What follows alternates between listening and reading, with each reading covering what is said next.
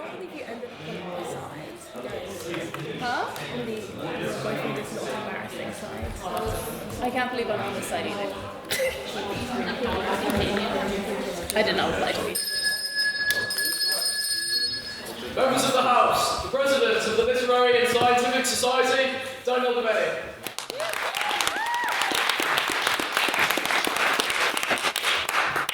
Members of the House, I welcome you to what is the 13th Ordinary Meeting of the 177th Session of the Literary and Scientific Society. Folks, I'm glad to be back. It is great to see you all. I haven't seen a lot of you since last year. Yes, I had to get that one in. But I hope during the break that you all feel revitalised, refreshed and ready to get into another very exciting semester of debate.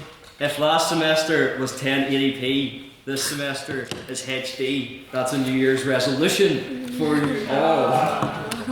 But anyway, I think during the break, and I've compared it before, it's like a roller coaster. Because you have Christmas or you have your holidays, and then you're just kind of waiting in limbo land until everything starts back again, until you get to the climax. So it's like a roller coaster going up. In fact, a wise poet and philosopher once said, life is a roller coaster, you've just got to ride it. I believe that was maybe Keats, or Keating, one of the two. But life is a roller coaster, and we're in for a ride this semester, folks. Strap yourselves in. Because just like a roller coaster, tonight, there might be a few screams, there might be some laughs, and by the end of it, you might want to mark your memories with a mug, no offense guys, a keychain, or a magnet. And whilst we can't offer that, what we can offer are our lovely membership cards at the end of the table, our lovely Lerific pin badges, both a £5 each, guys, and also some photos, and of course our Spotify from the end of this week's debate. But of course you don't need that because you're all here, and it's wonderful to have you all here. So let's get back on track with the roller coaster analogy and start into President's questions. So this is your chance to ask me whatever question your heart desires, but of course, as you all know, and to the new people in the audience, I'm really glad to welcome you here too. In fact, I want to mention that we had our own refreshers fair, and it's great to see a lot of faces from that fair who've made it here tonight. I'd also like to thank our friends from the PPE Society, the Book Club, the Lore Society, the Gown, and of course the Screen Queens who all joined us there tonight. But you can ask me any question you would like, but of course no questions about my politics and no questions about my sex life or lack thereof. So, do we have any President's questions for tonight? EJ? Did the President get the chance to watch heated rivalry over the holiday season? I have no idea what you're referring to. The only thing that was heated over my holidays was the lovely fire that we had in my sitting room, and I was brought back to the grim reality of Belfast with the paper thin walls when it's me and the electric heater fighting for our lives to get some form of warmth in my room, so I did not. Any other President's questions? Yes, Flynn? What did you have for Christmas dinner? What did I have for Christmas dinner? I feel like it was a classic Christmas dinner, to be honest. So we had turkey and gammon on the go, a little bit of stuffing, Brussels sprouts, carrots, parsnips, gravy, roast potatoes, mashed potatoes, all the classics, to be honest. And then of course Christmas crackers, which I write most of the jokes inside it myself. Any other President's questions? Yes, Chloe? Which Christmas dinner was better? Your mom's or Bethany's? So what this question, to really break down this question, what you're asking is, who's more likely to listen to the podcast? My mom or Bethany, who's right there. So I think for my own health and safety, I'm going to say Bethany. Any other President's questions? Yes, Luke? Glad to have the first one to ask this question in the semester. What did you have for breakfast? Oh, what did I have for breakfast? So I had a tub of heroes. It's very important that you call it a tub of heroes because I went into the shop, I asked the cashier for a box, and he sparked me out. Yeah, what? I know. But no, from the box of heroes I had a twerk, and I also had a wisp. But no, it was very nice. It's not very healthy, but now that it's the new year, I am on a diet. Some of you might know it's the seafood diet, but I call it the Roman 100 example of a French head diet. I seafood and I eat it. There you go. Perhaps another New Year's resolution for me should be to, well, thank you, Hugh. Yes. Perhaps another New Year's resolution for me should be to get better puns. But anyway, do you have any other President's questions? Yes, Ella. Do you think it's embarrassing? I think it's well, I've never had one myself, to be honest. Hello. Sorry, Alexander. I didn't mean it.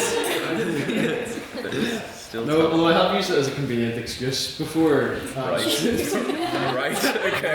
I've used the boyfriend at home excuse before to get out of a flirtatious situation. But do I think it's embarrassing to have a boyfriend? Well, I am, of course, supposed to be neutral.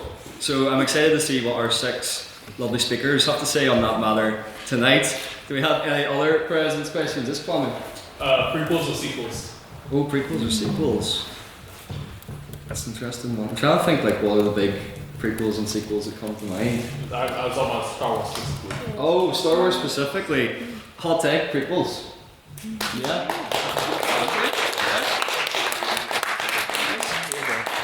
You got too hot a take? Any other President's questions? Yes, Luke?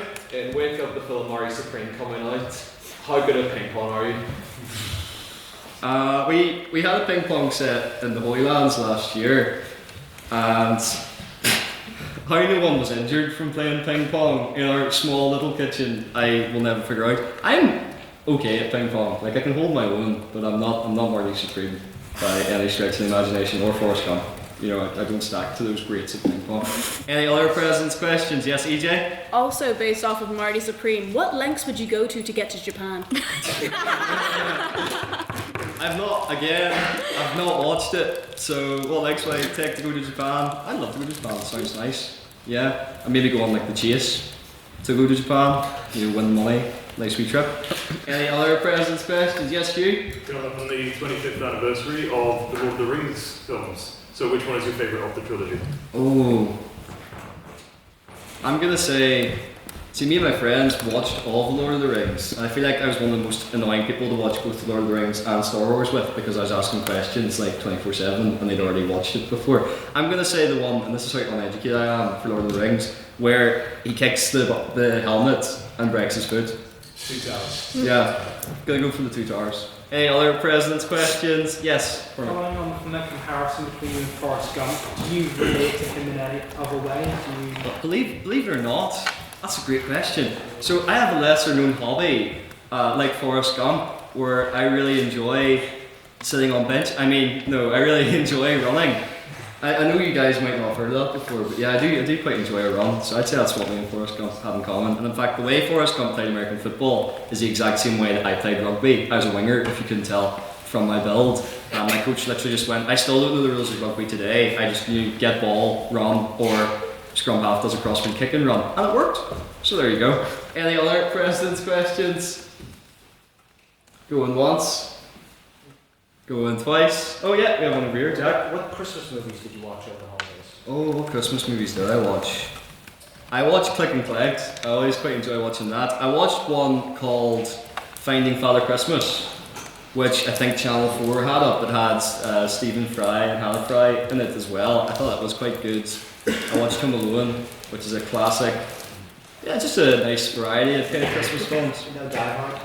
No, because I, of course, don't recognise that as a Christmas film. Because if we recognise Die Hard as a Christmas film, we must recognise Catch Me If You Can as a Christmas film, because Christmas is very much in that film throughout as well. Any other President's questions?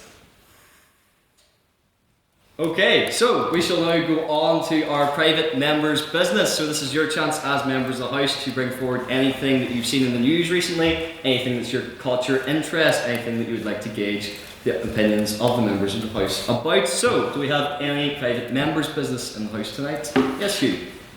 As of just over 7 hours ago, Roy Jenrick resigned from, not resigned, was fired from the Conservative Party and then defected to Reform shortly thereafter. I was just wondering what the House's opinion on this is. Anyone on Jenrick? Yes? When enjoying the story behind why he was fired, he left his resignation speech on his desk and someone found it. I think that says something about the general intelligence, maybe, of the individual in question. Rana? He's gonna fit right in Reform then. Thank you, Luke. The reference only me and you will get, but it's funny how Reform is treating taking toys away like how Arsenal treats Chelsea players. Whatever they throw away, we'll take. Just remember the position in the league table, Luke. That's obviously working for them. Yes, Elliot? I'm not a great fan of Reform or the Conservative Party, but it seemed like a really stupid thing to do to me. I mean, he wasn't in a bad position in the Conservative Party. I can understand like Nadeem Zahawi looking at jumping ship because he'll never get a proper position in the Conservative Party after the scandal. But Jenrick was the bookies' favourite to take the leadership after Kemi Badenoch. So to throw that away to jump into the kind of very Farage-led Party of Reform UK, where I don't ever think he has a solid chance of being a leader who actually gets elected, seems very silly to me. The only explanations I can think of is that he was kind of toying with it and left a speech on his desk where it was found, or supposedly, I don't know the veracity of the rumour that he was offered the Chancellor of the Exchequer position by Nigel Farage, but even that seems like a very shaky maybe promise to risk such a massive amount and a potential leadership shot at. Thank you. Anyone else on this resignation? Okay, we'll go on to another piece of private member business, if anyone has one. Yes, Ella? You did already brought up that he did a rivalry stay on theme. What's the house's opinions of the rivalry? Do they like it? Are they enjoying it as much as I am? I know Beth and Jay have opinions of this. For those like myself in the room, can someone give a brief synopsis of Heated Rivalry? Yes, not Vice I President. haven't watched it because I don't really care to watch it. Okay. I want to see people having sex. But it's gay hockey players having sex in the shower, I think. Oh, right, okay.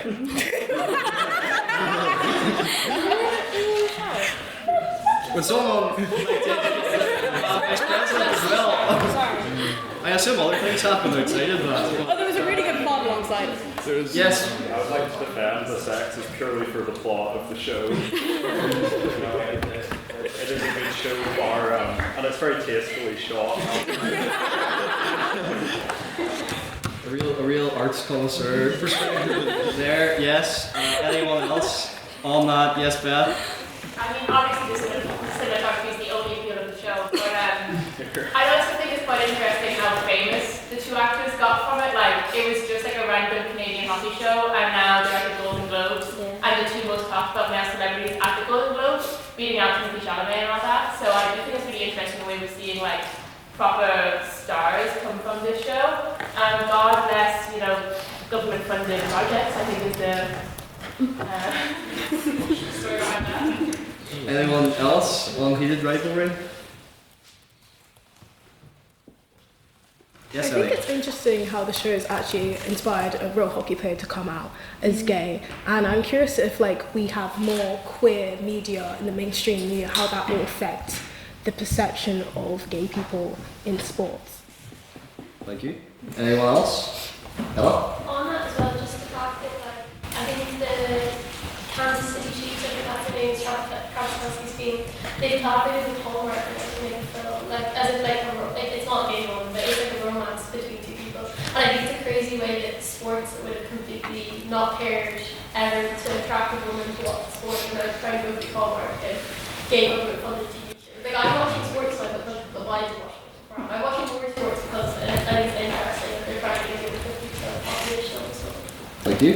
Yes? I personally haven't watched it yet, it's on my list, but I do see it's kind of sparked again the conversation of queer media. Is it made for women or is it made for gay men? Because the book was written by a woman, presumably it's primarily targeted towards a female audience, it was a book by gay men. But the show is directed, I think, by a gay man. So it's kind of who's the intended audience, who should be the intended audience, who's welcome in these kind of spaces. So I see that kind of discussion popping up around it. Yeah, thank you. So you're saying it's kind of I don't know, what that something to use queer beats and all that? No, it's queer baiting is when they tease a relationship for the purpose of attracting the audience, but they don't confirm it. Relationships, so it's not queer baiting.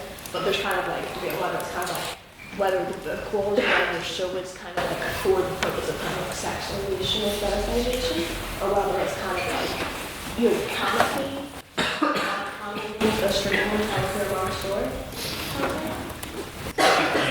Ideally, coming with it, but I mean. That's just the discussion I'm saying. I have to say that, and also I'm not the game on, so I mean, I guess the thing would be like, there's this TV show Alex Cross, and the writers like Alex Cross. So, I feel like if you're writing to it enough, it's An interesting discussion. Any other points on that? And we have one final piece of private members' business. Yes, Mr. Coyle. I've got a very serious piece of private members' business, which is, has anyone had the new McDonald's menu? Oh. I had it before coming here tonight. I had the chicken Big Mac.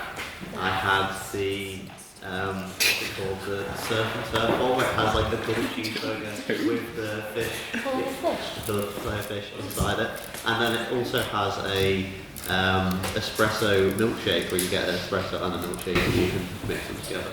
And there are other things on it as well, but I wanted to have some opinion on the new McDonald's menu. Yeah.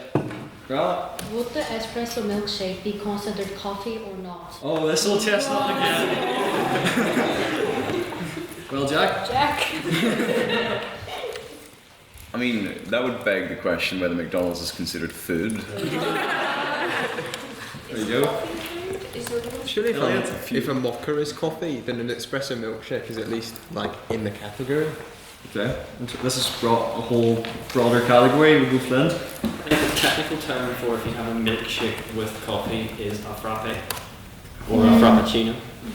EJ? Are we just going to glaze over the surf and turf Big Mac? That's disgusting. Anyone on milkshakes with the surf and turf Big Mac? Yes. Yeah, I didn't even know about this new McDonald's thing, but the Belfast McDonald's at the one city centre is still the closest thing to a GTA Online thing. Amazing. Yeah. Any other points on that? Yes, Beth? I think we're also glazing over this fish element of it. Who is eating fish at McDonald's and why are you risking your health like that? I think that's the most disgusting part of it. Has anyone ate the fillet of fish at McDonald's? The ones to admit it? You have, Veronica? I tried it in America. I just wanted to see. And you survived? I did. Impressive. What would you give it out of 10? Like a 2. Ah, okay. Yeah. Are we 100% sure that is actually fish though? Like it is coming out of McDonald's, so can't be entirely sure. I'm assuming it's not Scottish trout or something like that. It's an interesting question. I think for the milkshake question too, the one way we can test it is if we leave it out, will it bring all the boys to the yard? Because if it does, then I think that's how we know for certain it is a milkshake. Do we have any other points on that? Yes, Elliot? I haven't had it, but I know someone who did. But I don't trust their taste because their main meal usually was plain digestives. But they would occasionally branch out with a fillet of fish, which I think says something as to the spirit and character of people who like the fillet of fish. An anonymous confession from Elliot there. What is your go-to McDonald's order? What's my go? Oh, this is like a president's question. Surprise! It's like I'll go for like whatever the burger is, usually. So there was one, the Canadian burger was out when they did like the kind of international theme. I thought that was really, really nice. So I'll go for that, and then that and made Diet Coke or Sprite, depends how I'm feeling, and then a McFlurry, but I'll go for the Smarties McFlurry. That's what my full McDonald's order would be. However, the chicken selects are pretty good as well. Any other points? Yes, Peggy? I'd just like to circle back to the whole espresso milkshake, espresso martini rule. Considering espresso martini as a coffee is a socially acceptable drink at 8 a.m. Interesting question. Yeah, but I revert back to one of my answers that it's probably 8 p.m. somewhere in the morning, so it's just culture. Any other points on that? Yes? Yeah, I think an espresso martini is... I have an espresso martini in a can beside my bed. Now, I haven't had it yet, but it is there if I wake up and I should decide that I want an espresso martini. But it's the same way with Bailey's coffee. It's called Bailey's coffee. It's still a coffee, because I imagine coffee is the central ingredient. I don't think that we can consider a frappe a coffee. It's just a byproduct of coffee. tiramisu. He's got more coffee in it than a frappe. That's just silly. And also, on a final point, I think McDonald's is a little bit miserable recently. I just think that every time you try like the Canadian burger, it doesn't taste like Canada. It doesn't taste like anything. It just tastes like the same thing over and over again. I was subjected to the Grinch fries. And what on earth is on them? It's radioactive stuff. Oh, well, I don't like pickle. I will let you go. Jack doesn't like pickles. Move it from... No, what tastes like Canada is my question for you. Yeah, well, that's probably... You've given me a nice softball, easy get. I was going to say... what tastes like Canada? It's whatever they use to make heated rivalry. I actually have no idea what heated rivalries is either, so I can't comment on that. But I would say probably proper, authentic maple syrup, or a mousse, perhaps. But I've not had a mousse. Oh, caribou. Caribou. A mousse? It's going to be caribou. Yeah. It's caribou. I've been getting into the habit of making chips with gravy on them every day. Oh, poutine? It's my daily poutine. That's... Yes! I was recently told that you can actually ferment maple syrup. Does that still count as Canadian? This went from McDonald's to would you ferment the concept of coffee to Canada. This is great, yes. I don't think nations own... They can't trademark a food. They can trademark the food as representative of their nation, but they cannot own the food. So if you ferment syrup, it's still syrup. It may be produced in Canada, which therefore makes it Canadian, but I'm not sure whether fermenting the syrup or even having the syrup per se unfermented makes it any more Canadian than it would be if it were fermented, albeit that's a slightly entangled way of saying no, because I don't think you can... A nation can't trademark it. Well, they can stamp it. But they can't own a food. Yeah, but that's a commonality, not a... They still don't own the... They may fight fervently for Swiss cheese, but it doesn't mean that we can't bring it elsewhere and not call it Swiss cheese. We could call it Adam or an actual cheese name. Swiss cheese is just derogatory anyway. What we've reached here is the classical philosophical dilemma of if you have a Canada burger and over a period of time replace all the different parts of the Canada burger one by one, is it still the Canada burger or not? Once again, that's weird, it's ugly head. Do we have any other points? Yes, Flynn? A block of cheese and replace all the bits of cheese. You get the ship of cheesiest. Hey. Any other points? So do you guys have the McRib or is that? Oh, it's coming. Update? Next month, it's apparently we're going to get the McRib. It's coming next month. Is that even good? How do I know this? Don't ask. Accidental endorsement of McDonald's there at the end. If you want to give us money, go for it. Yes, I suppose that will conclude our private members' business. And now I would like to invite Mr. Secretary to read the minutes from our last meeting all the way back in December, which was this house would separate the art from the artist. Mr. Secretary.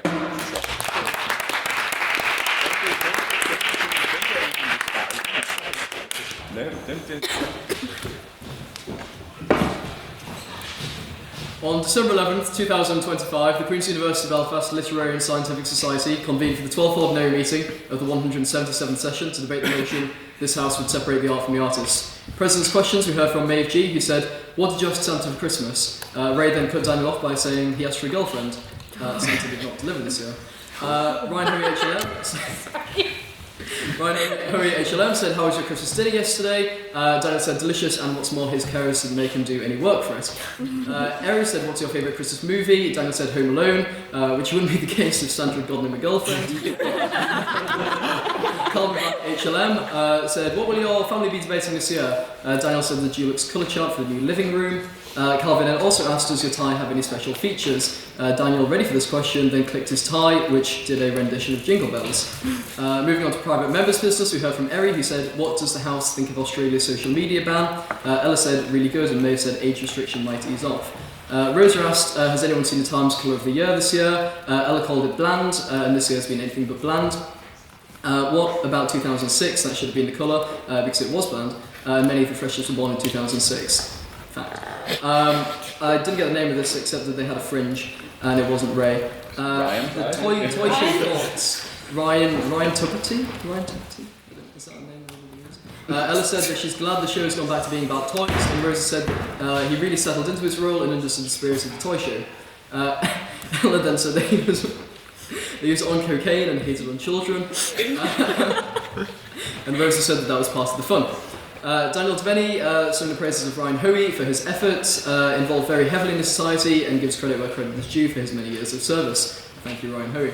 Then we had the vote on prior opinion, where we had 9 votes for the proposition, 10 votes for the opposition, and 9 abstentions, meaning that the opposition carried and the motion fell. First on the proposition, we heard from Ash, who said some kind of a disclaimer, which could be a good idea if George finally never speaks again. She said we should censor or boycott artists and art with a bad name. We would then be asking people to boycott much of their culture, and it's not realistic to expect people to fact check the origin of everything they do. Dead artists can't be affected by boycotts, and consumption is not necessarily endorsement.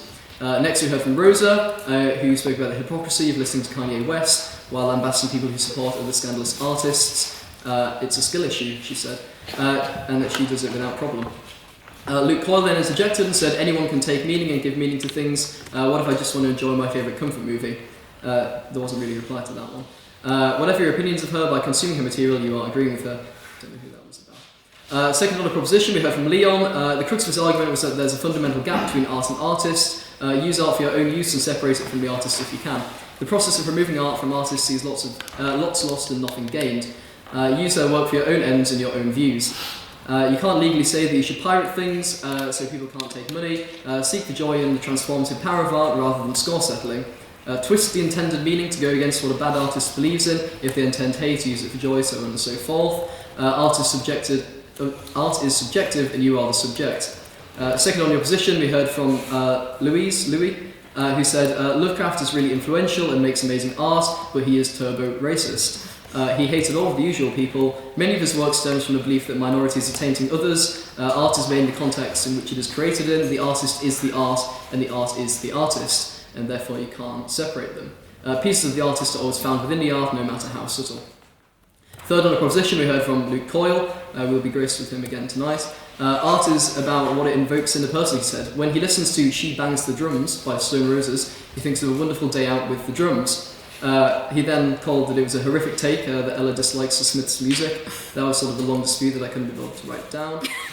Then, tuning into popular culture, he commented that the new Frankenstein seems to look awfully similar to the average ECD LNH lurker, which is an excellent point, actually. Third in the opposition, and finally, we heard from Ella Mullen, who said that our task is to determine meaning itself. She asked us to saw the creator cleanly away from the creation. Art emerges from the people and carries the meaning of the artist with it. Sometimes the novel can't be separated from the artist, she said. Sometimes it is the artist themselves. Art is fundamentally an extension of the artist's humanity. Then we had time for questions. We heard from Henry, Ash and Ella for the proposition. On the opposition we had Beth, Ella and Luke. And the abstaining question was James, Turish, Ash and Rosa. Finally we had our vote on speaker ability. Proposition was 13 votes, 12 votes for the opposition and 4 abstentions, meaning that the proposition carried and the motion passed. There was no counter announcements except to note that Calvin Black spent the GDP of a small country on Christmas outfits and changed several times. Can I take minutes as read? Aye.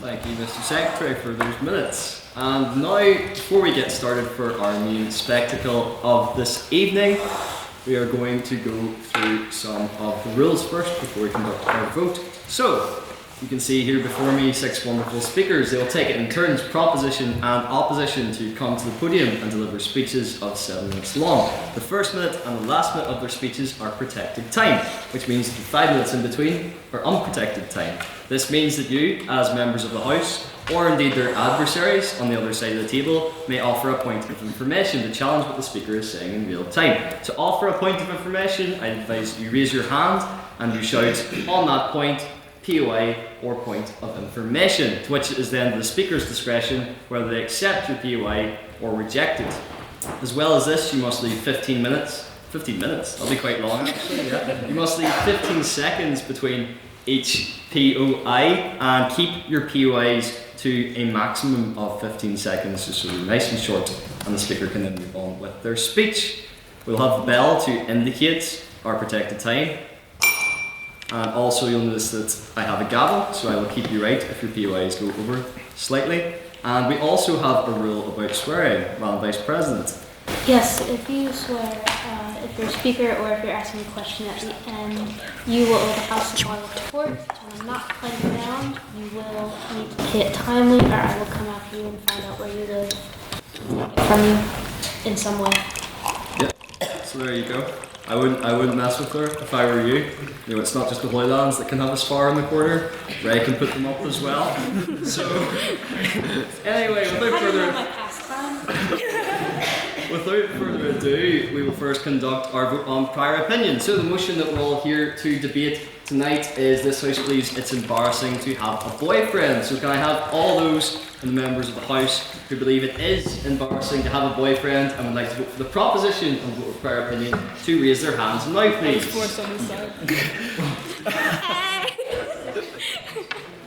I'll send for the Jack. Nice and high. It's not the Ardèche. Why are you here? It's not the Ardèche. Okay,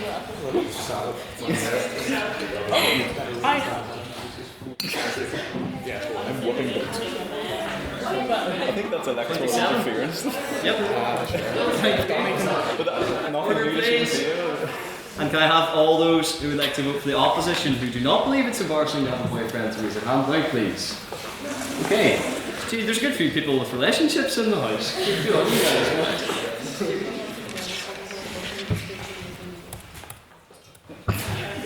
Is this a mission, Alexander? And then finally, can I have all those who would like to abstain from the vote on prior opinion to raise their hands now, please? Brian.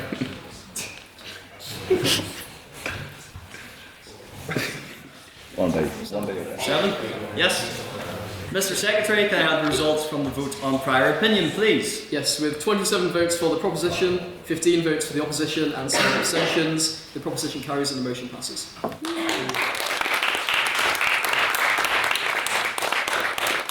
And now to begin, for first on the proposition, I would like to invite Luke to the podium, please.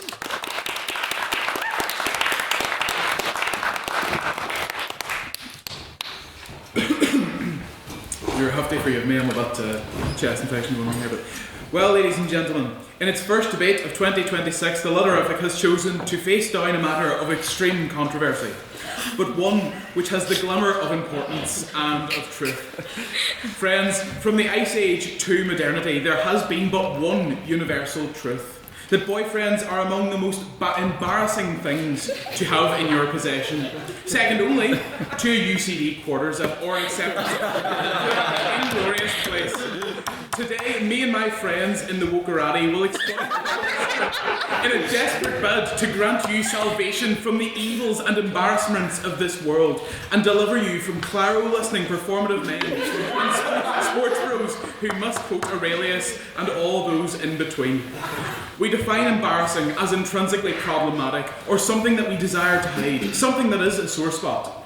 I will discuss the embarrassing requirements that a relationship can impose upon you, and the need of this motion to be passed as a rebellion against the heteronormativity and monogamy we boast.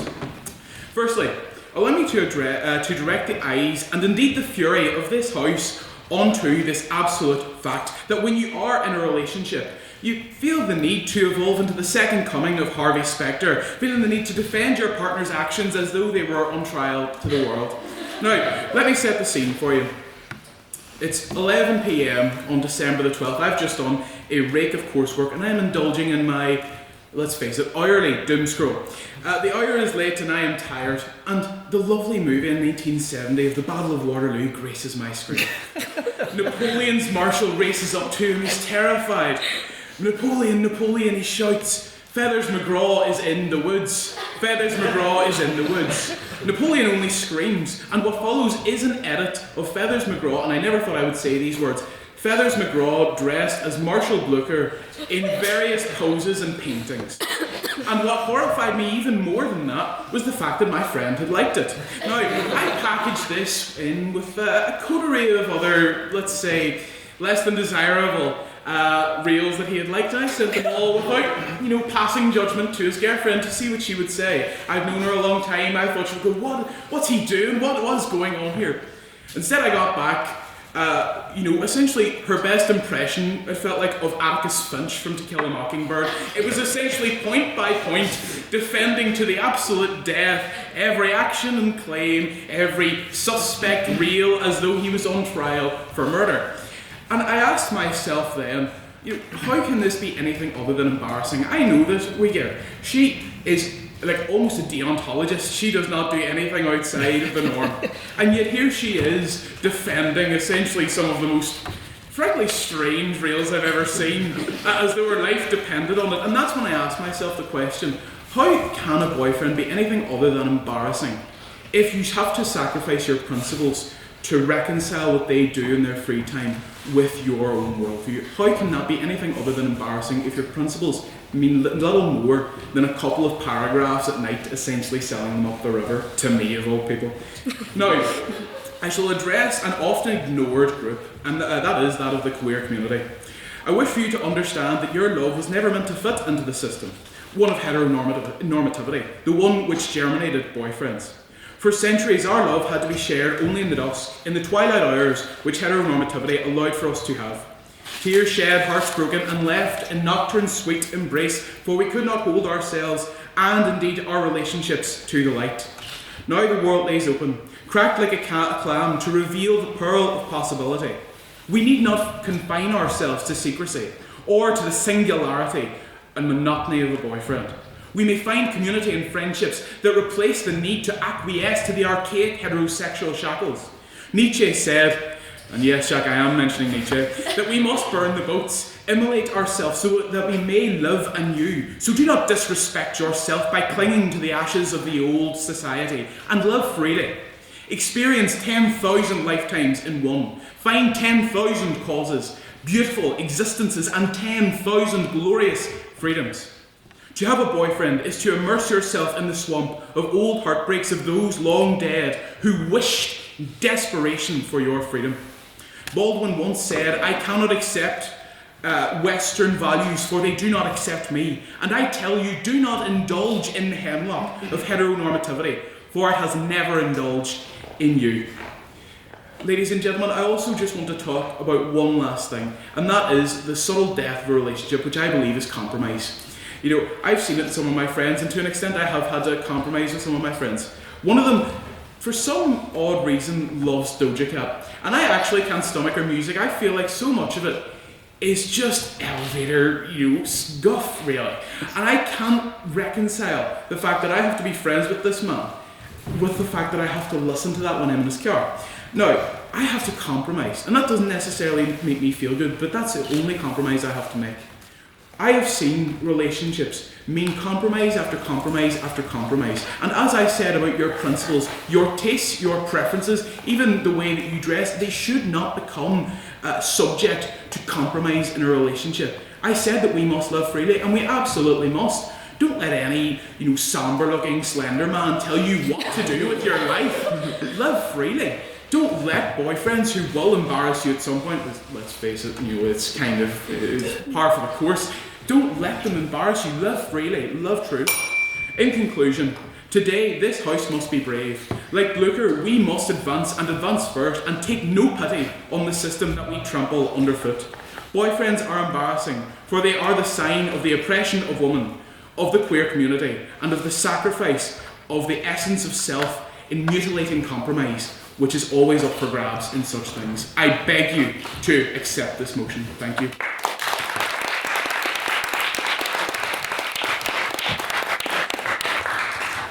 Thank you, Luke, for that very fine speech. And now to open the case for the opposition, I would like to invite Ellie to the podium, please.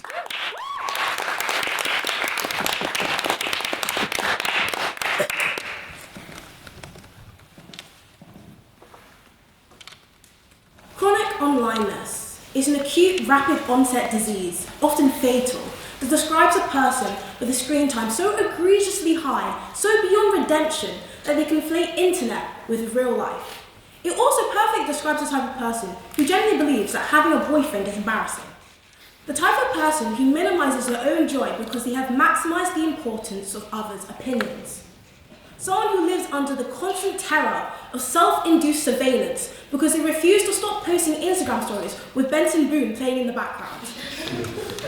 A glaring issue with the entire having a boyfriend is inherently shaming argument is that it operates solely within the framework of social media. But the truth is that the average countless normie does not have an enormous following analysing whether they're a hashtag good feminist for being in a relationship. Female influencers lose followers after revealing their love affairs because they become a different product when they showcase it. If people relate to them as an entity devoid of attachments, then once their contact shifts, they're no longer interested. If I followed you because you made knitting content and then you started posting about your gym journey, I'm unfollowing you. Not because going to the gym is by default demeaning, but because that's not what I signed up for. Another flaw is that the proposition only focuses on people who are relevant, straight people. Why? Because if you go beyond that tiny structure, the argument falls apart. You'd be hard-pressed to find a reason why a man dating another man is a degradation ceremony without being violently homophobic. This narrative of compunction operates on the assumption of heteronormativity, and as usual, the gays are sidelined. Yes? Yeah. Don't you think that this motion gets to the heart of us fighting back against heteronormative norms as straight women? I'm actually going to get back into that. Yes, being alone is better than being in a terrible relationship. But that's not what this motion is about. Because what the proposition will argue to you is that women are embarrassed by posting their boyfriend on social media because of three primary reasons. One, it's cringe to post relationship content because it feeds into traditional culture that relationship gives you value or affirms your womanhood. Two, if your relationship is healthy, posting about your boyfriend comes off as vainglorious, especially in the current dating environment. And three, some people find it embarrassing if you post your boyfriend and then you subsequently separate. To rebut the first point, in a patriarchal society that penalises women for merely existing, any choice that a woman makes by herself will be chastised. The conflicting narratives that state that if you're single, it's because you're undesirable, but also that being in a relationship is a humiliation ritual, serve as avenues to mock women for our perpetually bad decisions. By insinuating that the very idea of a woman choosing something as trivial as a partner is embarrassing or, God forbid, heteronormative, you legitimise misogynistic views that argue that women are so incompetent that we need someone to decide things for us. Women can literally not seek companionship without it being some kind of moral failing that affirms right-wing beliefs. Spoiler alert, the need for companionship will persist in every society, whether the societal structure is imbued with chauvinism or not. Demonising the pursuit of love is not how you fight heteronormative ideas. As for argument 2, social media exists for flexing. In the same way that a man wearing a ballet with saggy pants doing a money spread is supposed to be a flex, so is a woman showing off her man. Just because James on Tinder is ghosting you doesn't mean other women should refrain from expressing their happiness. Like, girl, we're going through a recession and you're more disgruntled with like a partner woman than like Jeff Bezos, get a grip. As for the final point posited, I ask you this. What's wrong with making mistakes? As much as it pains me to say this, women don't always make the right choices. However, that doesn't mean you shouldn't make any choices at all. So what if you break up with a boyfriend that you posted in the past? It's better to learn from a failed endeavour than to never try at all due to a fear of flopping. You probably have pictures out there of you hugging your ex-best friends. Do you simply not make new friends out of the fear of the friendship failing? Girl, if you truly found your boyfriend to something to be ashamed of, you wouldn't post him at all. Women deciding to blow out the face of their boyfriends instead of completely omitting their existence in general implies that there is still a perceived social capital associated with having a man. They should have privacy concerns. Women should have the right to showcase their partner rather than being scrutinised as an extension of themselves. The real reason why we are so averse to the idea of heterosexual relationships nowadays is because we are conditioned to be hyper-independent by social media. How much did you hustle today? Someone from the bottom, now we're all the way up here. What colour is your Bugatti? We are constantly consuming slop that chants, don't let anyone define you. But then, when you discover the joys and love of companionship, people start looking at you like you've lost the plot. Oh, you've got a boyfriend. Ooh, Maddie just lost her wings. Showing vulnerability means you failed the self-sufficiency test. And what greater show of vulnerability is there than a romantic relationship? With the announcement of a relationship, your carefully curated veneer of perfection crumbles because it acts as a damning reminder to others that you're human. Now, I'm not arguing that independence isn't valuable, and that we shouldn't all be striving to be our best selves and practice self-love. But you can love yourself and still crave connection. True connection, the kind that's messy and flawed, is one of the most beautiful and necessary experiences you can have as a human being. Humans are made for bonding. It's why we thrive as a species. Not all relationships have to be painful or mediocre, and you don't need to sacrifice yourself, the idea of appealing for a man. If you don't like him, get a new one, girl. There's 4 billion of them. So the truth is, you aren't really embarrassed by the concept of having a boyfriend. You are terrorized by the fear of becoming someone's Tamagotchi, a cute, low stakes, low maintenance, daily dopamine boost that exists to further the ego of someone probably undeserving.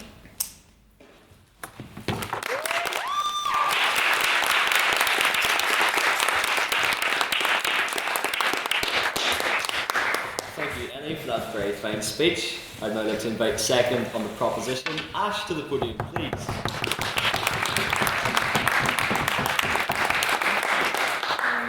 My phone might die in the middle of the speech, and if it does, I have a backup with Luke, so it's going to be all good, okay? I promise I prepared so much for the speech today. You might glean from my attire this monochromatic choice of all black and venture to ask, as my mother would, Ashika, are you going to a funeral? And the answer to that is yes, because the boyfriend era is dead, though I regret to say that I am not here today to eulogize, extol, or idolize its demise. No. This will instead be a brutal autopsy. I will cut open its cadaver and splay out the causes of death to you with surgical precision. Let's start with the scene of the crime, because there was a time when having a boyfriend was a thing of pride. Think back to the Cosmopolitan magazine headlines of the early noughts, to the BuzzFeed articles of the 2010s. 5 ways to style your hair to get the man of your dreams. 6 reasons he's not texting you back. 3 fad diets to make him swoon. Young girls, we used to consult these ancient poems like they were biblical. Yes, please tell me which One Direction member I'm destined to marry based on the type of pie I love. And if the answer isn't Zayn Malik, I will cry into my self-insert Wattpad fanfiction. We were all embodying our own version of Carrie Bradshaw from Sex and the City, and this ferocious hunt for a man permeated girl culture so deeply that of course we were proud to display our spoils of war. Harken back to how we used to obsess over a relationship status on Facebook or dot our Instagram bios with the initials of our significant other to signal our romantic successes. How we would shirk in shame to admit if we hadn't kissed a boy yet at 18 or want to hide away how long it's been since our last Hinge date. How we would tremble in the fear of growing old, withering away alone as a spinster in our 40s, outnumbered and outlived by our numerous cats. Couples content on YouTube, Instagram, and TikTok garnered millions of views and steep public interest. This infatuation was no longer secluded to the Brad Jalitas of the celebrity world. Everyone had the ability to share their relationship for public admiration. And for a time, it felt like being in a relationship and outwardly showcasing it was going to be a cornerstone, immovable part of what it meant to not only be a woman, but a successful one. The boyfriend era did not see his death incoming in 2026, and honestly, neither did I. It was a slow, sinister death. As social media became less of a personal diary, but a means to personally brand ourselves to others, this generation of young women are growing tired of 2 key things: men and the performance of tolerating them. The first cause of death, the boyfriend as content liability. Because once upon a time, your boyfriend was an accessory. Now he's a reputational risk. He's that intern who keeps replying, you post one soft launch photo and suddenly your friends are like, wait, isn't this the Tinder guy who left you stranding in City Center at midnight to go play League of Legends with his friends? Theoretically, of course. In the era of personal branding, having a boyfriend means you are voluntarily attaching yourself to a man whose digital footprint includes a 2016 tweet using the wrong slur, a podcast phase, and a truly alarming opinion about Andrew Tate. That is not romance, that is hostile corporate merger. And here's the thing, women are accepting that we are just so much cooler now. We are funnier, smarter, hotter, more politically literate, more emotionally articulate. The asymmetry today is embarrassing, which brings me to the second cause of death, diminishing returns. What exactly is the boyfriend providing in 2026? Because it used to be security, stability, status. Now it's splitting the bill, explaining a movie you were already enjoying, and asking, are you mad, every 12 minutes instead of doing the dishes. We are sold the idea that having a boyfriend was a flex, but at some point, women collectively looked around and realized, wait, I'm doing all the emotional processing, all the scheduling, all the remembering of birthdays and anniversaries. In return, I get someone who doesn't really like texting. That's not a relationship, that's unpaid customer service. And this is why having a boyfriend is embarrassing, because it increasingly looks like settling publicly. It's announcing to the world, yes, I considered all the options, and this was the best one. Now, let's talk about the shame pivot, because shame used to belong to single women, but now the embarrassment has shifted. It is no longer humiliating to say I'm single.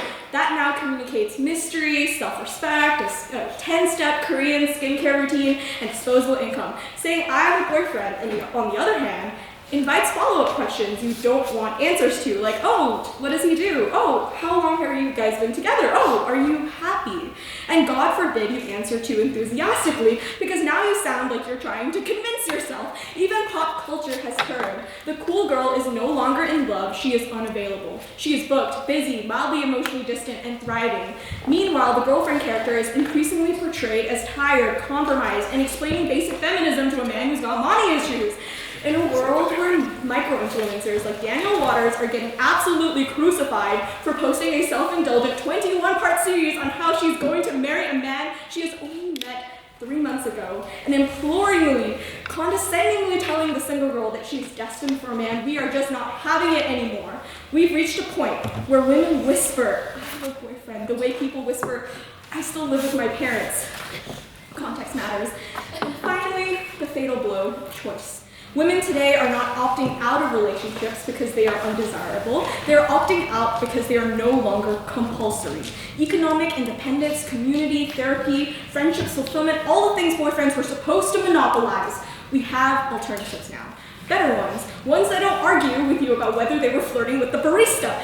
So when someone chooses a boyfriend in this climate, the question becomes why? Why would you voluntarily downgrade your piece? Why would you take something optional and make it central? Why would you do PR for a man who believes Die Hard isn't a Christmas film?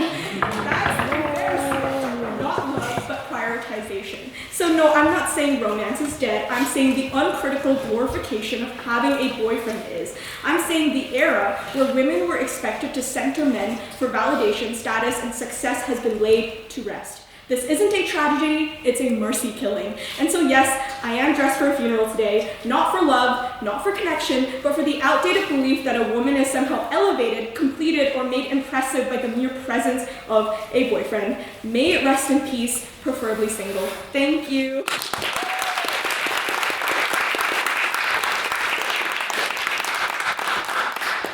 Thank you, Ash, for that very fine speech. And now I would like to invite second on the opposition, Elliot, to the podium, please.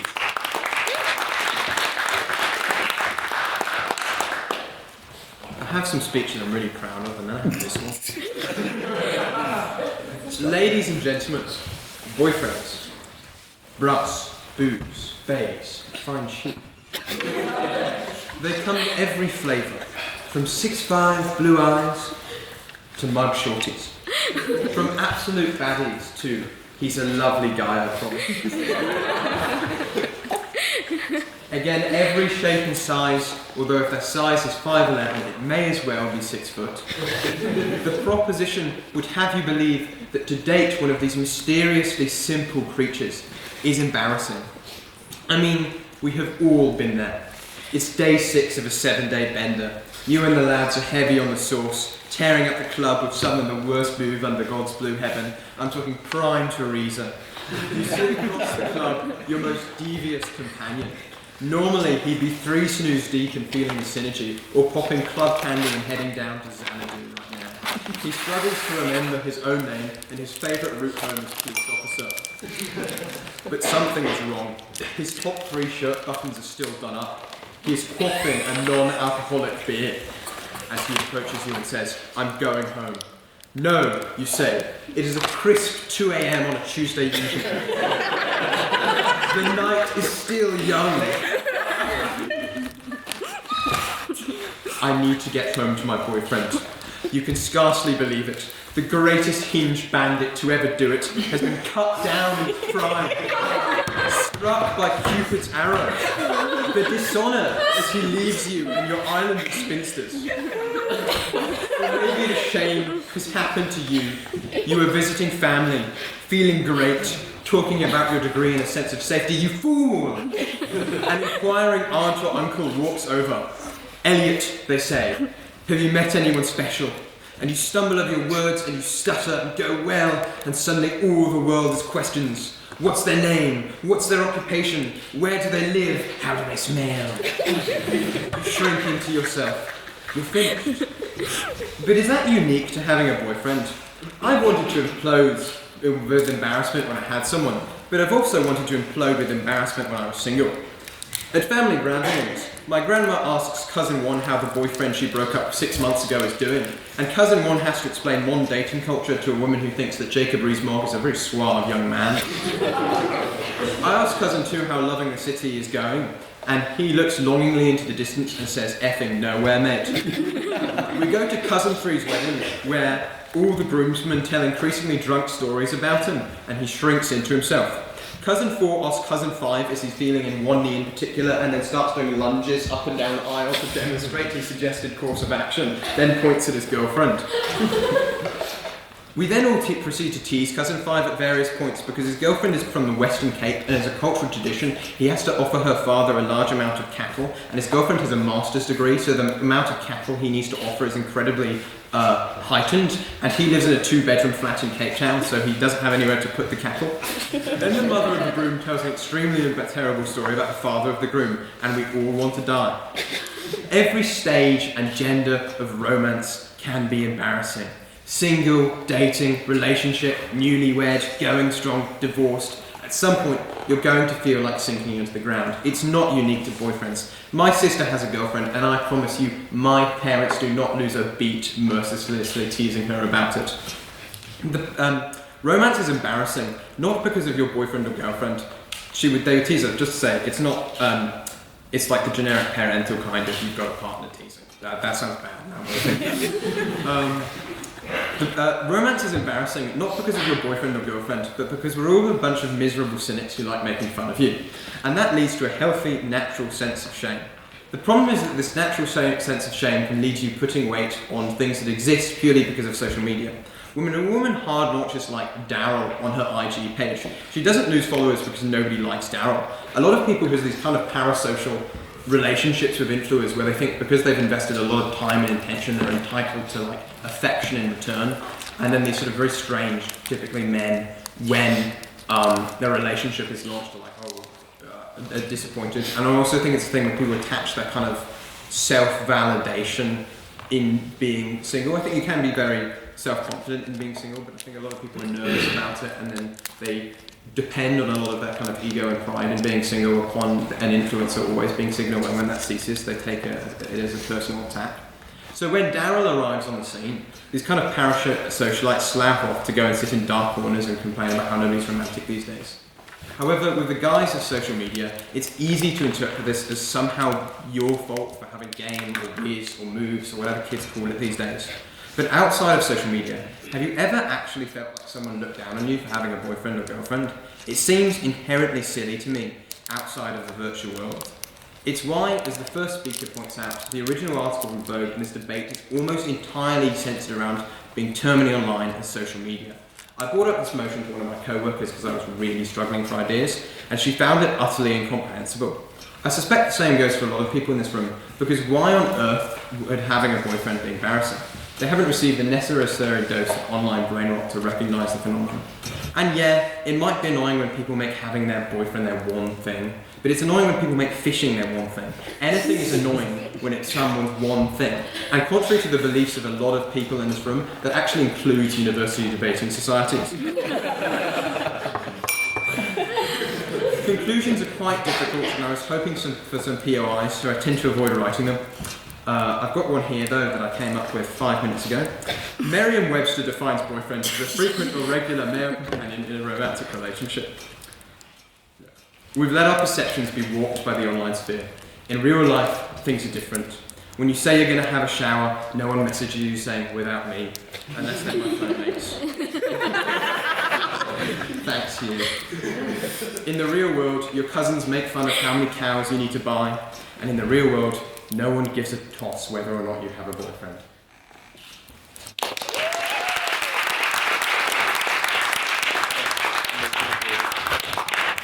Thank you, Elliot, for that very fine speech. I'm now to close the case for the proposition, and let's invite Jack to the podium, please.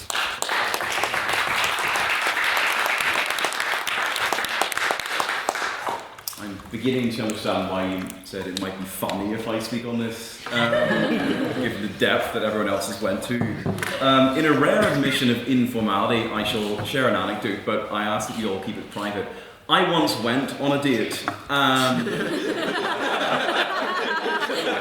Ignominy was palpable because when we arrived at the dessert menu in the restaurant, I said, "Shall we get the tiramisu?" What's tiramisu? Oh. Okay. Shall we get the panna cotta? I've never heard of that. And then the final blow, Luke, was, what's creme brulee? And at this stage I knew that it was totally and utterly inconceivable that I would ever have a friend, because if people like this are so embarrassing, why would I? Who doesn't know what tiramisu is? But anyway, I was, after Ella asked me to speak on this, I was in Sainsbury's. And I really like Christmas, so Christmas is great. But I particularly like mince pies. So I was in the bakery aisle and I saw that they had mince pies reduced for 99p, which is great because they're usually $1.99 for a 6-pack. Anyway, I bought them and it got me thinking about the motion, because I remember when I was buying them that in Puritan England, mince pies were banned for being too associated with the Pope and all those things. So that was fine, and then I kind of sort of think, well, maybe this could help me with this particular motion, because I suppose in Puritan England, it was also frowned upon to have a boyfriend or even a relationship. In Puritan England, you could court, but you could not get into a relationship. You certainly couldn't mail or talk to someone. That was utterly inconceivable. In fact, sitting too close to someone was literally sin. And I kind of thought, well, so there's examples of societies where having a boyfriend is not only embarrassing, it's actually a crime. So then I moved to... This is the trajectory of my mind, I'm really sorry, I have nothing else to offer. I then moved to Victorian England, which is much more indecently recent than puritanical England. I thought, well, they obviously have their different things with,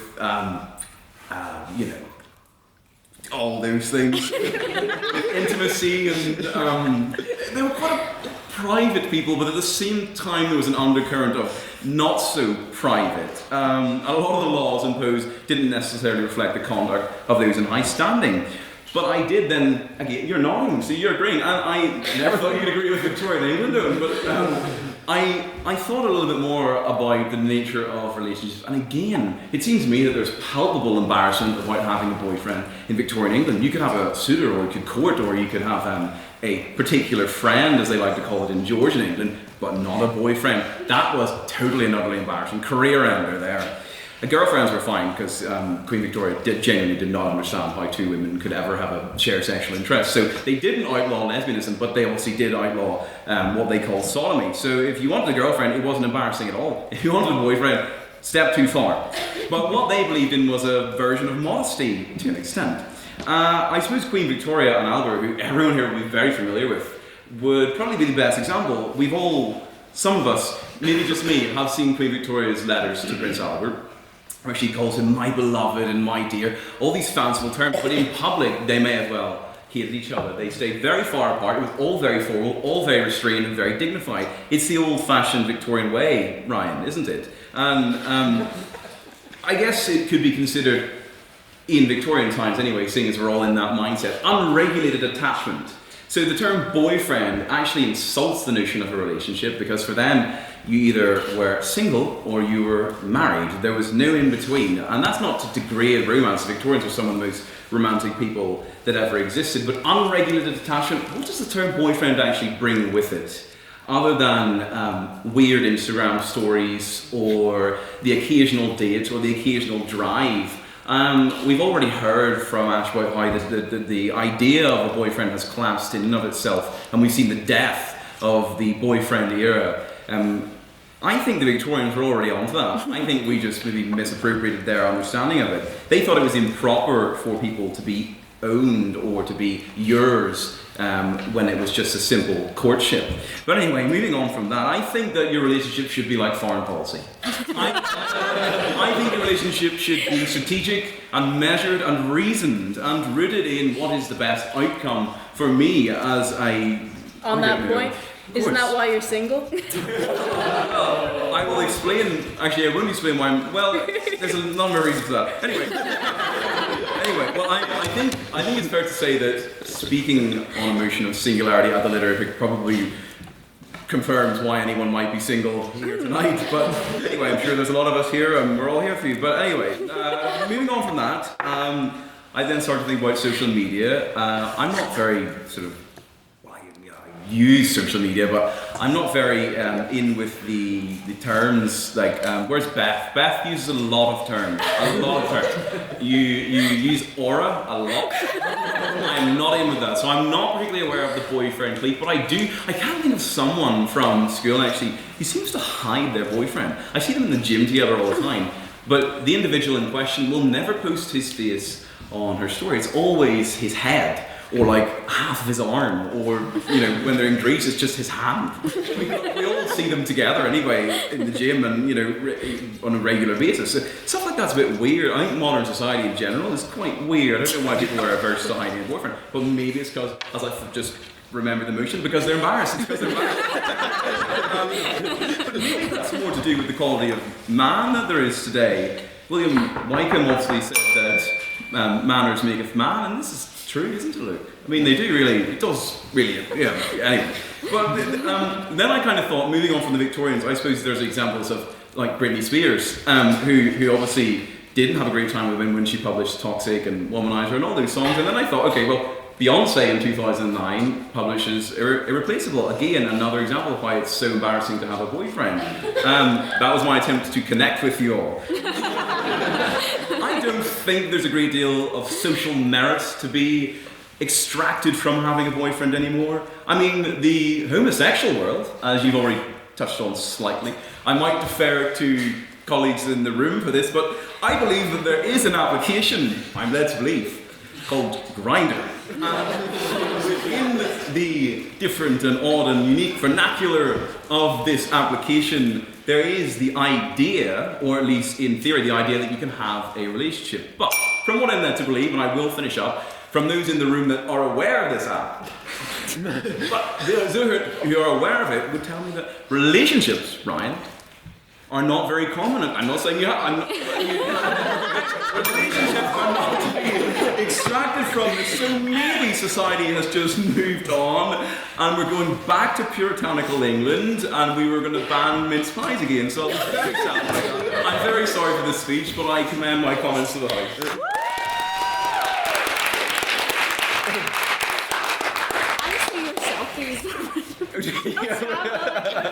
What do you mean you don't use social media? Yeah, I know, but just wait. Thank you, Jack, for that very fine speech. I'd now like to invite the toast for the opposition and to close the debate as a whole. AJ to the podium, please.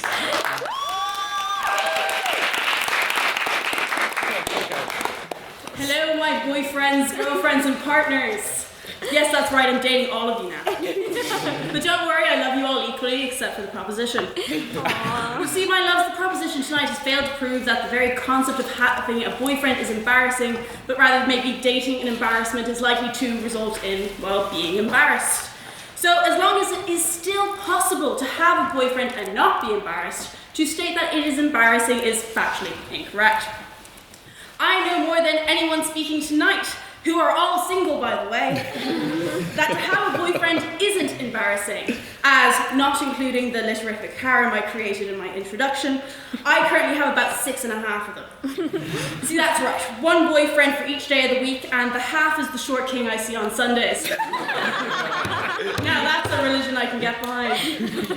But the fact of the matter is that if it were true that it is embarrassing to have a boyfriend, then surely I must be the most embarrassed woman on earth, as more boyfriends would surely result in more embarrassment, right? So why isn't that the case? Well, for one, I don't make embarrassments my boyfriends, nor do most of us. If a man managed to make it past my rigorous screening process and get green-lighted to beg me to be his boyfriend, allow him to be my boyfriend, then, only then to make an embarrassment out of me, I would get rid of him, and I don't mean break up. He would never be heard from again. Because if you want to sit there and embarrass someone, never mind someone that has actively chosen you to be their significant other, then natural selection has spoken, and you deserve to be deserted on a small island of cannibals with nothing but blue tack to defend yourself with. Do you all really get where I'm coming from? Sure. Are you admitting to some kind of crime? Not yet. Let me break it down for you a little better. Let's take Elliot over here as an example. If Elliot became your boyfriend, that would be embarrassing. Brother is a London posho and a white South African. Pick a struggle. But it is not embarrassing that you have a boyfriend. It's embarrassing that your boyfriend is Elliot. Additionally, this debate is part of a real fad we're seeing in the internet and among our generation where everything is embarrassing. It's embarrassing to be friends with too many girls. It's embarrassing to be friends with too many guys. It's embarrassing to call your mom too much. It's embarrassing to be a virgin. It's embarrassing to have lots of sex. It's embarrassing to have a pedicure because why? Are you taking feet pics and selling them online? That's embarrassing too. It's embarrassing to run a marathon. It's embarrassing to post your Strava stats after a run on your story, Steele. It's embarrassing to do a master's. It's embarrassing to join a rug club, although that I do agree with. It's embarrassing to post too much on holiday. It's embarrassing to be a ginger. It's embarrassing to be a blonde man, grow up and turn brunette already. It's embarrassing to dance. It's embarrassing to eat. It's embarrassing to, oh my gosh, you can't do anything. You are missing out on living your life because a stranger on the internet told you to? What episode of Black Mirror is this, and why is it so badly written? The internet is just feeding us a constant stream of drabble and new social rules that some rando made up for views and clicks and streams, and it works. So people just keep making up stupid rules and hot takes that you're expected to just abide by overnight. And don't disagree or you'll get cancelled. What's more, these rules and takes push us towards becoming increasingly isolated, as the first speaker touched on. And overly individualistic, and this motion is just no different. Prioritize yourself. It's embarrassing to say I love you unless it's been 6 months. Don't help your friend move, otherwise you owe them for taking your time. It's embarrassing to ask for a serious relationship. As Ash said, the boyfriend era is dead, so you should opt for a humiliating situationship instead. Protect your peace, cut off everyone you have an issue with. You're talking, not dating, don't mix up the labels, that's embarrassing. Don't ask what are we, don't be the other woman, but also don't be exclusive. Having a boyfriend is embarrassing. These kinds of statements are leading us down a dark, lonely path where at the end we're just sitting alone in a dark room staring at screens like it's Fahrenheit 451. Doom scrolling and making all of these hot taker having influencers even richer, while we sit there and hope we don't die in an embarrassing way. This is the future that TikTok and Instagram Reels want. Because hey, after all those AI videos of cats getting arrested for DUIs, problematic Napoleon, Feathers McGraw smut, and Saddam Hussein's hiding spot will never judge you. Come to mama. So, actively oppose the notion that boyfriends are embarrassing. Live your life in all its cringe and glory and date men. Rather than saying, oh, boyfriends are just plain embarrassing, we need to start just holding men accountable for their actions in relationships. And we, especially as women, should be demanding the respect we deserve and not accepting anything less. Now, I will never get up on this podium and start blaming women for not answering for men's behavior. Like this article that the motion is from is low-key based on. Hell, I believe a woman should be able to kill one man a week. I believe an embarrassing man shouldn't be able to leave his house without getting stoned. And I don't mean with drugs, I mean the heaviest rocks you can throw. But never mind be able to bag a baddie from Litterific. If you want a boyfriend, you deserve a boyfriend. A good one, or at least a good 6.5 of them. All without being embarrassed. It's how we stop answering for the behaviour of our terrible boyfriends and we just start eradicating them.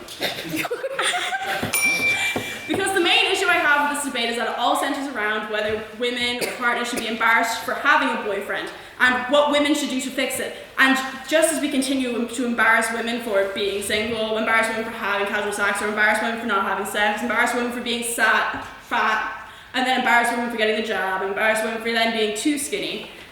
Ladies, it's not actually embarrassing to have a boyfriend. Boys, it's embarrassing to be a bad boyfriend.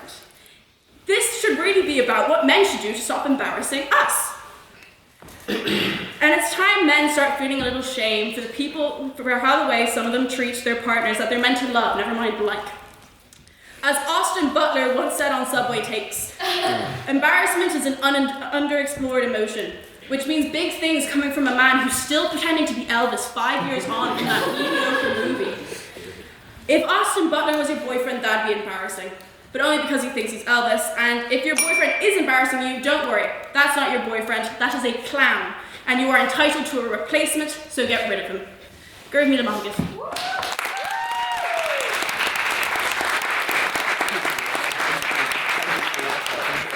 I just read it was in my head. That was the lowest point of my Thank you, career. EJ, for that very fine speech, and thank you to all our speakers. I think it's safe to say, on behalf of all the House, it feels like we've never left the contents of those speeches. So now it's time for questions. So this is your chance as members of the House to get our speakers here tonight to maybe elaborate on something you heard from all their speeches, or to touch upon something that you feel wasn't explored in tonight's debate. So, do I have any questions for the proposition from tonight's debate? We'll go Hugh. Yeah, this is for Jack Steele. You said that the way we should treat relationships is like foreign policy.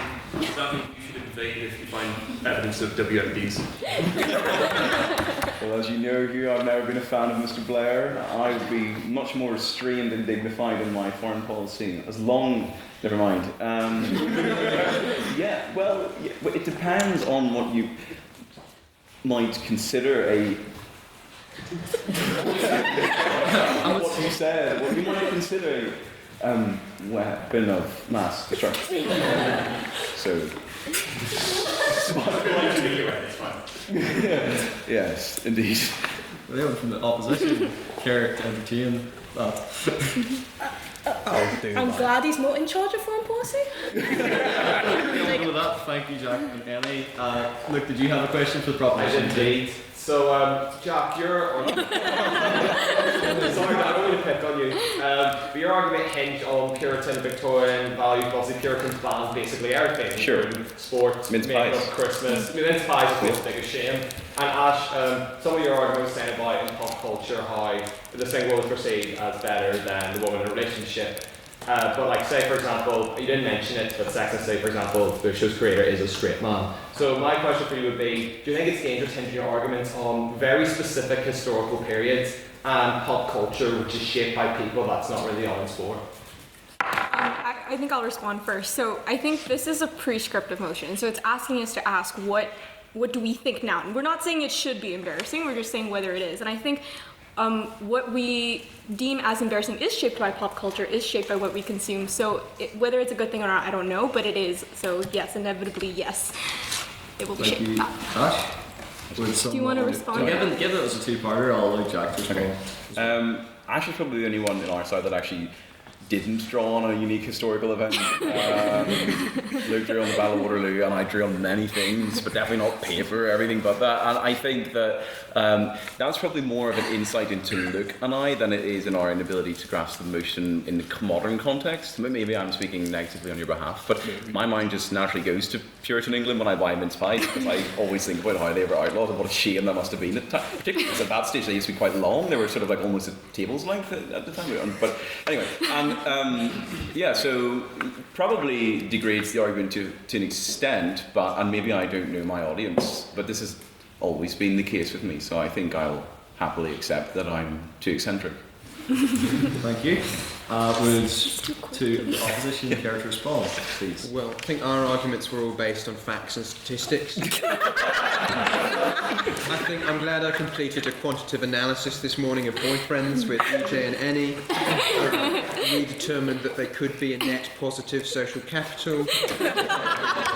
We will be submitting our report to the Chancellor of the Exchequer at the end of the year. I think I listened to the wrong speech because instead of a quantitative analysis, I thought it was more a synopsis of the In-Betweeners movie. Yes, did someone else want to respond? Ideally, no. That works for me. Would anyone like to ask a question to the opposition in the House? Yes, Ella. I think Elliot touched on shame being like productive, like shame is a good thing. And as like someone who grew up Irish Catholic, I think I'm still dealing with a lot of it for like everything I do, whether it's drinking milk or like missing that action like I did yesterday. But is shame actually like, do you actually think that shame is a productive thing in terms of having like, does it actually make you feel better? I think shame is a very broad definition, and a lot of people have these different kind of associations with shame. I have positive and negative associations with shame, depending on what it's associated with. But I think social shame is almost undeniably a social tool. Like, we shame certain parts of behaviour that are obviously not okay, like, you know, going to Kremlin to fish for freshers. We shame that, and I think that's perfectly reasonable. So I don't think that shame is always positive, and I think that it definitely has a lot of negative associations. But I think we definitely should shame people that only post about their boyfriends, because I'm sick of seeing that in your story. I know who you are, and you know who you are. But I don't think shame is inherently a bad thing, more than it is a phenomenon that can be good or bad. Like, Elliot, would someone from Proposition care to respond? Me? Well, I'm going to disagree with you here. Shame is almost always, yes, it is a phenomenon, but it's a coercive element. It compels you to do something, it compels you not to act. If something can act to restrain you, I don't believe it can ever be morally good or righteous, especially not in a social setting. We've mentioned a lot about shame here, and the idea that shame can be good, frankly, well, I'd like to first start with saying the whole motion here is talking about whether or not it is embarrassing, whether or not you do feel shame. So the fact that we're debating whether or not shame is good here, we've already accepted the fact that having a boyfriend is embarrassing. So we can pass this motion now, wonderful. But I would also like to point out that shame is not inherently good. Shame can keep people where they are. Shame can keep people in, loveless situations, and certainly in situations where they'd rather be experiencing something better. Life without shame and life without embarrassment is a wonderfully good thing. It's never good to adopt shame. And the idea that somehow being embarrassed, I don't really grasp your point, because you said, yeah, it's kind of good, but in that, have you not acknowledged that having a boyfriend is embarrassing? If you're not saying that, yes, the shame is good. Frankly, the existence of shame is embarrassment. You've kind of just agreed to us. Thank you, Luke. Given that there were two for the proposition, I'll take another question for the opposition, if anyone has one. Yes? Yeah, we'll go. Yeah. Actually, I just want to, sorry, I disagree with you on the shame. Yes. I mean, I want to listen to what you're saying. Are you saying that shame can never be good, or? Yeah, I don't necessarily, I never think it is. Especially, I use the example in the first debate of the year of I would get shamed out of doom scrolling on Subway Surfers to go to try my best attempt at working out, but I never felt good doing it, because I wasn't doing it out of a proactive need. I wasn't telling myself this is good for me. I was telling myself I feel so terrible, I must do this. That stains the entire action to me. That can never be good. In the same way that I don't ever believe that a murder can never be good, the action or the intention behind it stains whatever course of action you undertake. Shame is a pervasive, essentially cancerous item, and that's what I believe. I think you should be ashamed of that. I think in that case, shame. Do you have a question off the back of that? You know what, I was going to say. Was that just clarification? Okay. Did we have a question from Peggy? I had a question specifically for the Speaker of the Opposition. You mentioned that if you're embarrassed by your boyfriend, you should get a new one who's not embarrassing. Would you happen to know of a single man who's not embarrassing? I have 6.5 of them. Yep, short and sweet. Just like the half of man. Yep. Proposition. Megan. You made my point so well. Thank you. Yeah. But basically, to respond, I think what we're trying to say here is that when we say that it's embarrassing, it's not as socially, like it's not as much of a flex anymore to like be posting about your boyfriend like 3 times a day, and it's not as cool anymore, you know, like people who center their lives around having a boyfriend, like it used to be something that would be praised, that would garner a lot of attention, that people would flock to. But now we're seeing a trend where people aren't so focused on whether they have the perfect relationship, but in whether they're authentic and whether they have meaningful things to say. So yeah, that's Thank you, on that. Ash. And then finally, do we have an abstaining question? So this is a question put evenly to both the proposition and the opposition. And as per usual, my aim is good, my hammer is hard, so do not ask one that is weighted to one side or the other. Beth? My question is specifically about like queer kind of relationships and all that, so I think both sides are touching it. And I can get that like it's embarrassing for a woman, but like the only person I know in a relationship is with a boyfriend, is a man, and I would say having any with a boyfriend is pretty embarrassing.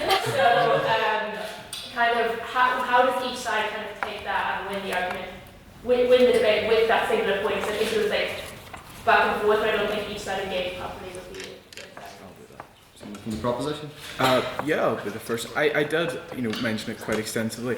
The reason that I believe that it is embarrassing, to a large extent, is because of the alienation that people have faced. Obviously, Jack's point about Victorian England and Puritan England and the outlaw of sodomy, it has become a hallmark that we weren't allowed that kind of law. This is, what I was saying. We were alienated. And the reason that I would say it is embarrassing to have a boyfriend, especially as a member of that community, is because you're accepting, a society that truly never accepted you.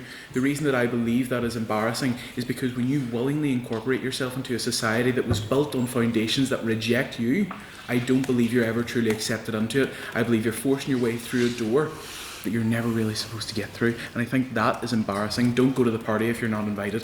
Don't show up to a society, and don't beg to be part of a society if it never wanted you in the first place. Thank you, Luke. Would someone from the opposition care to respond? Well, to touch on the background, I think the first speaker talked, of course, as they just did, about heteronormativity, and I didn't think this really materialised during the debate. I mean, it was a pretty common run topic, but I think that there was a pretty constant job of shifting between male and female perspectives of boyfriendship. I don't know if that would be the term.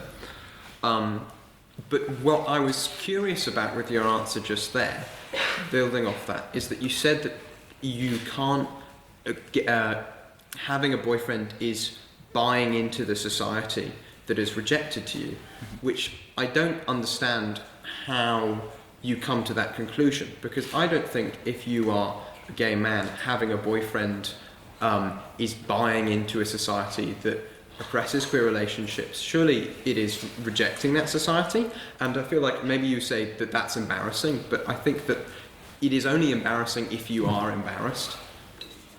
Thank you, Elliot. And with that, we are now going to go to our vote on speaker ability. So, for anyone new in the House, our vote on speaker ability is based not on your own personal opinion of the motion, but how well you think our speakers spoke tonight, based on the criteria of presentation, the rhetoric they used, the strength of their argument, their teamwork, and of course their engagement with POIs and the other side. So, can I have all those who would like to vote for the proposition on the vote on speaker ability to raise their hands now, please?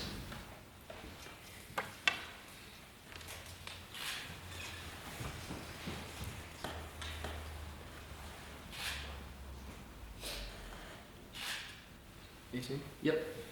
And can I have all those who would like to vote for the opposition to raise their hands now, please?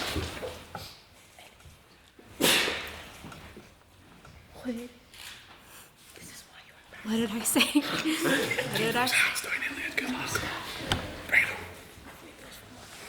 22? Yep. And can I have all those who would like to abstain on the vote on speaker ability to raise their hands now, please? You've used shame.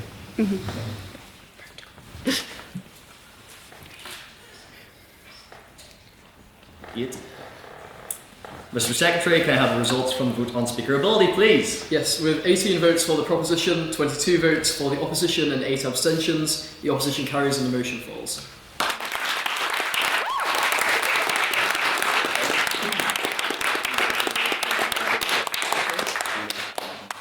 Yes, and can I just say again, well done for an excellent debate. With 175 years of momentum behind us, our rollercoaster of the Earthic is well and truly taken off, and we are set to reach new heights. And on that very point, I would like to invite members of council to give their announcements for all the exciting socials, events and debates we have lined up this year. So can I have my council announcements, please? Yes, Madam Internal. Hi everyone, so thank you everyone for coming and an excellent debate. Everyone did really well, even the ones who were forced into speaking, not looking at Jack and Elliot. But it was a really, really good debate, and I'm really excited for the term card this semester. There's loads of fun motions, so you should be signing up to speak. I don't like sleeper agents. I don't like people who come to debates and don't talk to me about speaking. I don't care if you're scared. It's fun, and it is really, everyone's really nice. The motion we have next week is this house would rather be a traitor than faithful. This is coinciding with the absolutely amazing event on Friday, which is the Traitors finale. But the motion is not confined to just the Traitors as the TV show. The motion, you can talk about whistleblowers, you can talk about Deep Throat, he was a good guy, he uncovered some bad stuff. Famous traitors, you can talk about Judas Iscariot, Zayn Malik, Guy Fawkes, Dan being Gossip Girl. Like, there's a wide variety of people you can talk about. There's arguments for both sides, because being a traitor isn't always a bad thing. You can have good moral reasoning. It's also fun, you get a sexy look. So please sign up to speak. I don't have enough speakers. I'm looking at everyone in the room, and your friends. Tell your friends to come. Force your friends to speak. Coerce them. I coerce Elliot and Jack into speaking tonight. So please come. Thank you so much for such a fun debate. Welcome to everyone again. I need maiden speakers because we're currently at 42, so we're very close to breaking the record. So new speakers, please. Thank you.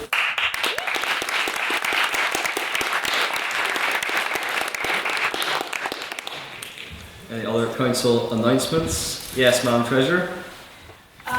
This is just a thing. Membership is obviously still open. I had a question. You don't have to repay a membership the second semester. It's an annual thing, so it's every academic year, so no worries.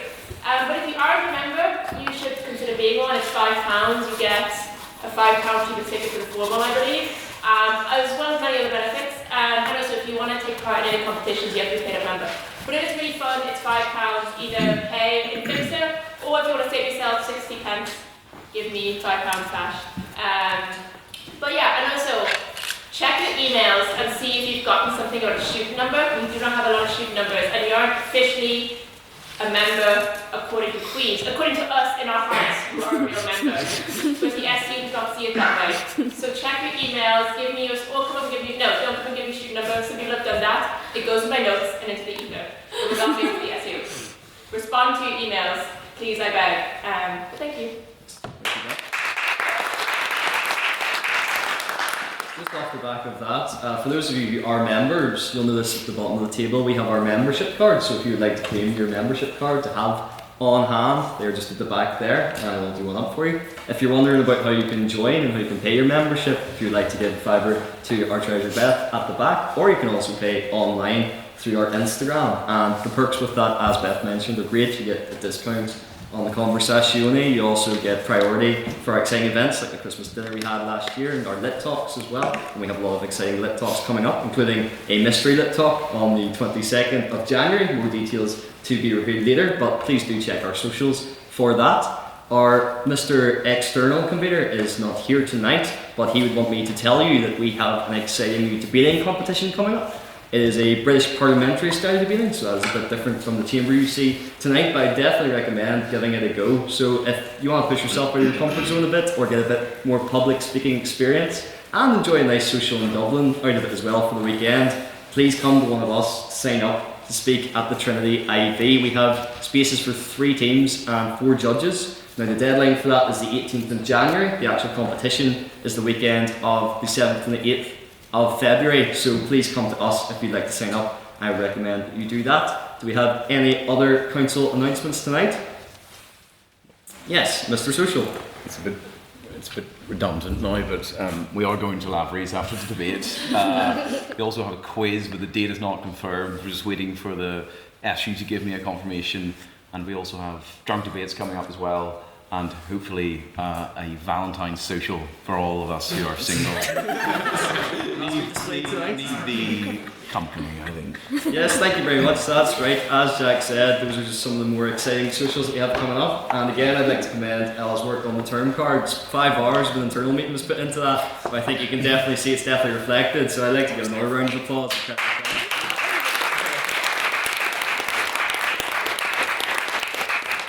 Said, we don't just come here to debate and then all go home our separate ways. So if you would like to join us in Lavery's, we would very much encourage you to do so. And with that, I would like to invite our speakers to the front. Council stay behind to clean up, and I call this meeting adjourned.